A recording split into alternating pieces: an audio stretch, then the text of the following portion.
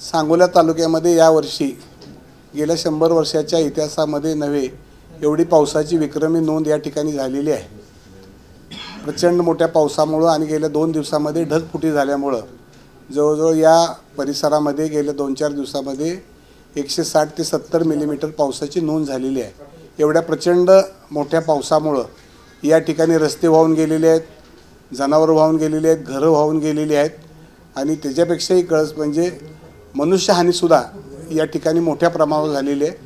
त्यामुळे आपल्या माध्यमातून शासनाला माझी विनंती आहे की ओला दुष्काळ हा सांगोला तालुक्यामध्ये जाहीर करावा अशी मी आपल्या माध्यमातून शासनाला विनंती करत आहे।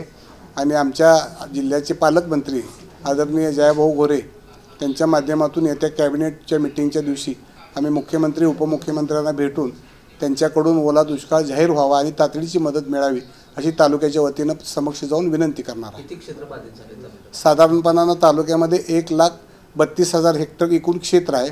त्यामध्ये माझ्या माहितीप्रमाणे 1,01,000 हेक्टर क्षेत्र हे पूर्णपणानं या ठिकाणी बाधित झालेलं आहे। उभ्या पिकाचे सुद्धा या ठिकाणी म्हणजे उभ्या पिकामध्ये पाणी उभं असल्यामुळं केळी, डाळिंब अशासारखी जी पिकं आहेत, द्राक्ष, आंबा हे सगळे झाडं आता सगळे पाण्यात असल्यामुळं ही पिकं 100% बाधित झालेली आहेत।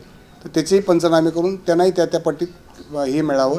आणि सगळ्यात दुर्दैवाची गोष्ट म्हणजे जी पर्जन्यमापक यंत्र तालुक्यामध्ये आहेत ती कायमस्वरूपी बंद आहेत। त्याचा शासन जर काही विचार करणार असेल तर तो फार मोठा अन्याय होईल आणि आम्ही काही तालुक्यातली मंडळी या ठिकाणी त्या पर्जन्यमापक यंत्राच्या हिशोबानं जर काही मतीची अपेक्षा शासन करत असेल तर तेही आम्हाला मान्य असणार नाही।